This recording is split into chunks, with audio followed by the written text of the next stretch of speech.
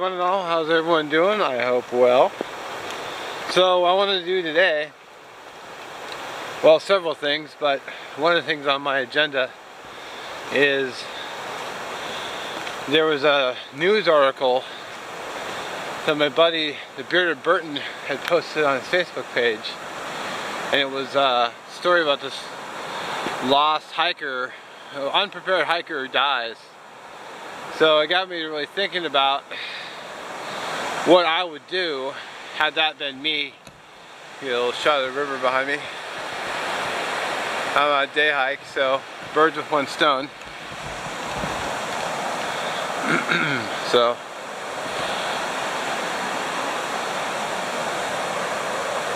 it got me to thinking, like, what would I do if that were me? So I'm going to go over sort of what kind of gear I would carry. A lot of it is just gear I always bring with me. I hope that's not too loud.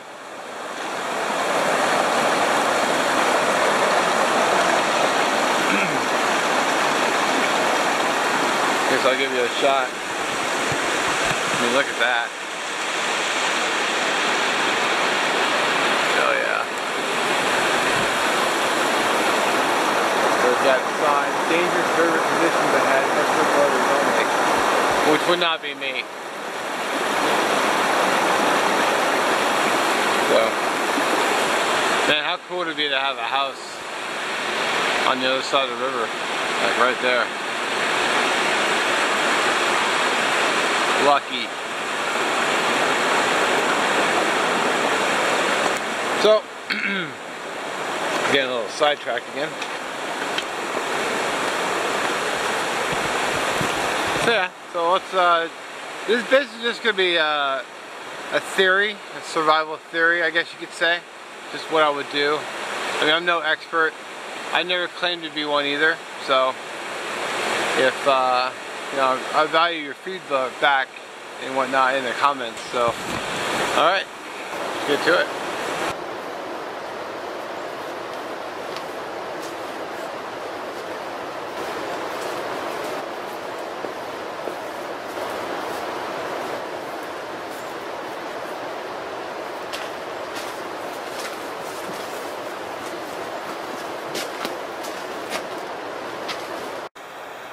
Alright, so we're looking at, come on light,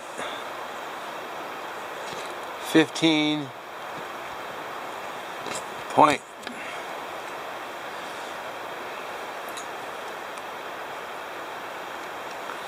so looking at 15.22 ounces, 15 pounds 22 ounces, yeah.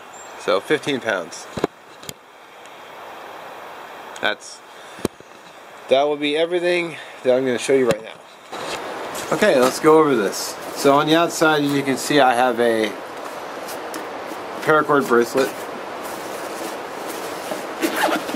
The first side pouch, I have a saw. And the more black. I don't know if you can see that. Now as far as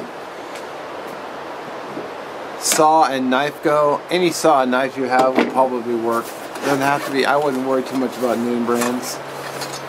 I have I have prescription medication and some painkillers. I got a lid to my one snow peak kettle. Spork. That's that.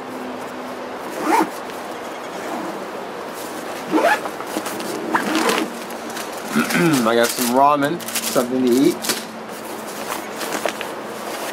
Some tinder, this is just a little bit of birch bark for fire starting.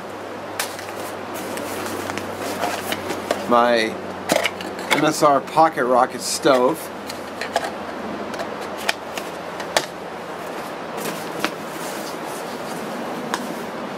Because some state parks don't allow you to make fire, even though I would, life and death, I'd make fire anyway. But I have a fuel canister.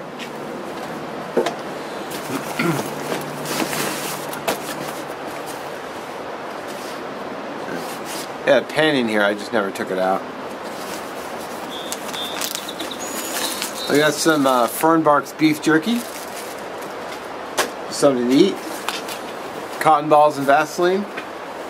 So another way of making fire. My packable fire kit, which I've shown on vid before. Lighter, ferro rod, backup lighter, zip fire starter, matches.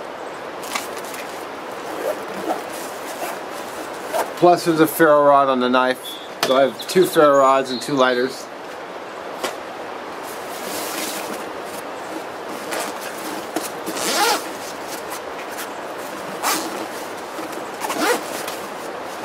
The other side pouch contains a Nalgene bottle full of clean drinking water.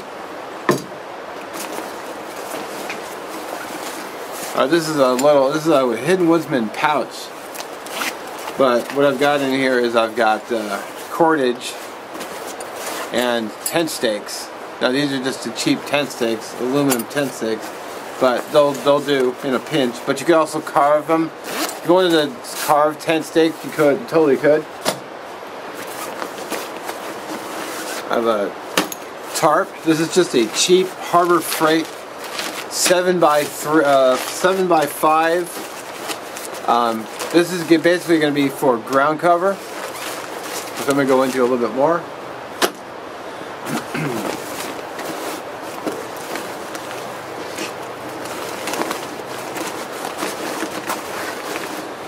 This is the 5x7 reflective tarp. So basically I have cover from under and cover that would go over.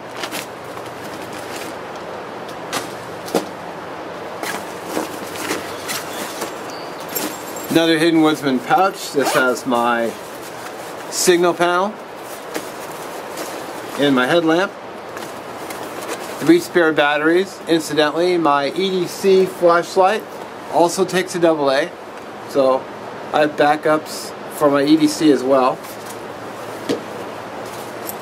And some duct tape.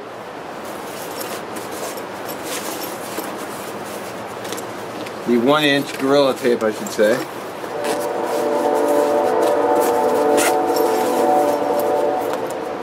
Which actually, no, I'll do it later. Now I have a rain poncho, Kelty rain poncho, which I've worn in video before. So I can throw that on, cover myself up. My brew kit, which is basically just hot drinks, hot chocolate, coffee, sugar, sweetener, tea. So I can put hot fluids in me.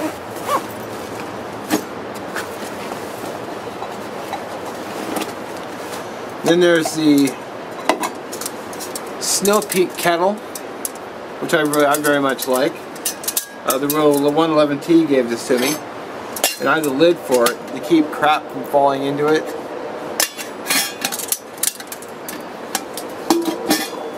A green mug for drinking, because basically my logic is I could get a hot brew on and enjoying it while I've got more water going for my ramen. So I don't have to just drink and then... and I got an extra bandana. I've also got 2 on me. One in this pocket. No, just 1 on me. And that's it. Now you might be thinking, well, there's probably something that you forgot. Well, what about a warming layer? Well, I often will bring out this long sleeve synthetic shirt, which I'm actually going to put on now because it's actually kind of chilly out here. So, you know, I would bring extra clothing layers. Okay, so naturally you'd layer up when the temperature starts to drop.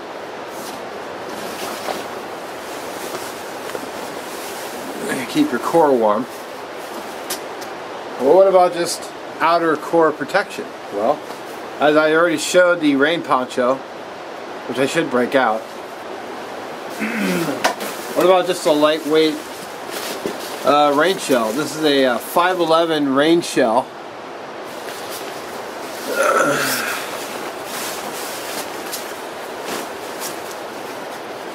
So I would put this on over me.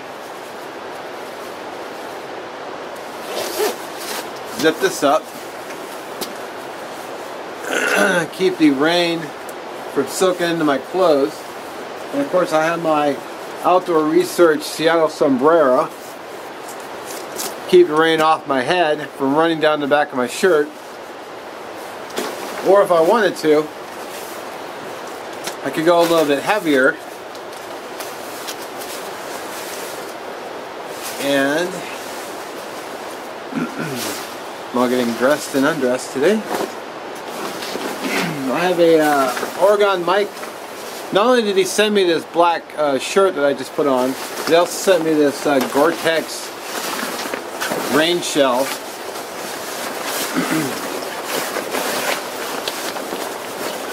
So I can put this on.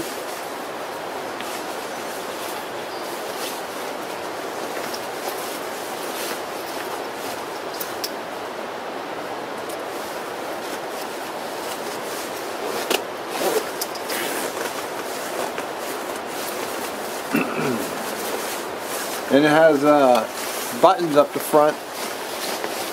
So I could button this up. Has a hood too. Which is one nice thing about the Seattle sombrero is that because the fins are flexible, I can just flex it right over the shell.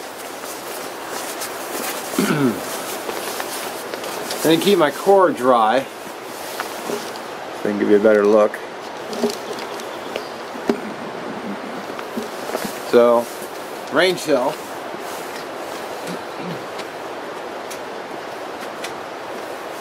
So I've got, oddly enough, it's actually St. Patty's Day today, so I've got my green, which happy St. Patty's Day. Adjustable sleeves. You really tuck them in, which is nice. And of course with the cold weather kit, which is in the truck, it's you know, hat, gloves. I can put the gloves on, which would be nice because my hands are actually kind of cold right now. Maybe drop the hot hands in the pockets here, and just keep my got a tinder in my pocket. That's funny. So there you go. It's a little weird having a wide brim hat with a hood over, but I'd rather be dry than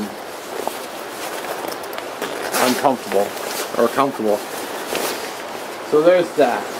Okay, so I just happened to see this spot here, and this is about, I would almost say this would be a great place to shelter down in an emergency, because one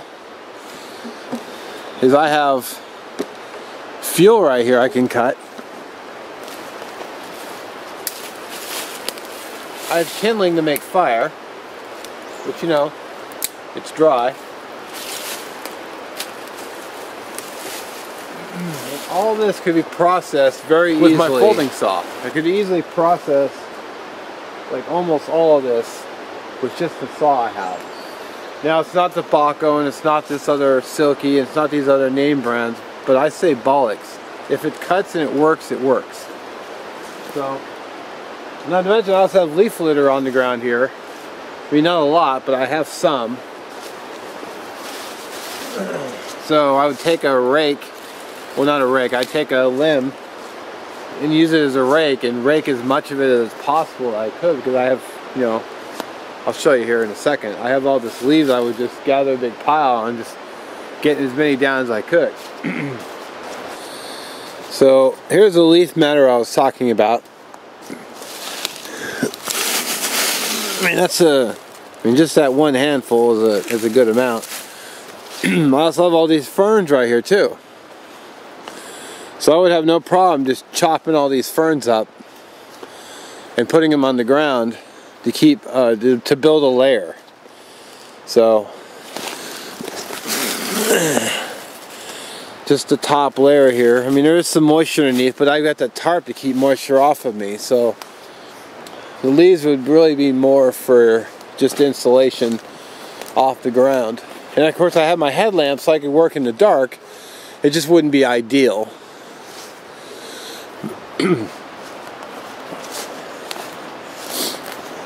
So, alright. So I have this tree here.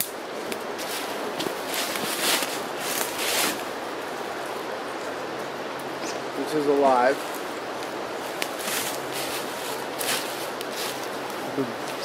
Run my tarp off of. And with the cedar tree, I have these above branches. Hopefully that will shed some of the water.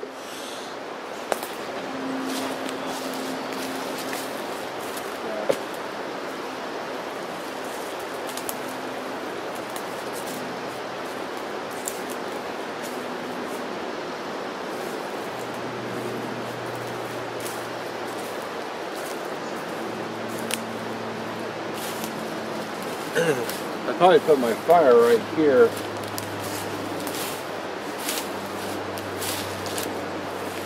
Maybe string to that tree, run the tarp over, put the tarp on the ground, and see what I can get going. Okay, so of course a lot of this is just unpracticed theory because I don't have, you know, I'm not a survivalist at all. I'm just a hobbyist, outdoor hobbyist. But I'd really like to hear your feedback and your comments. I think it could be doable. I think it would suck.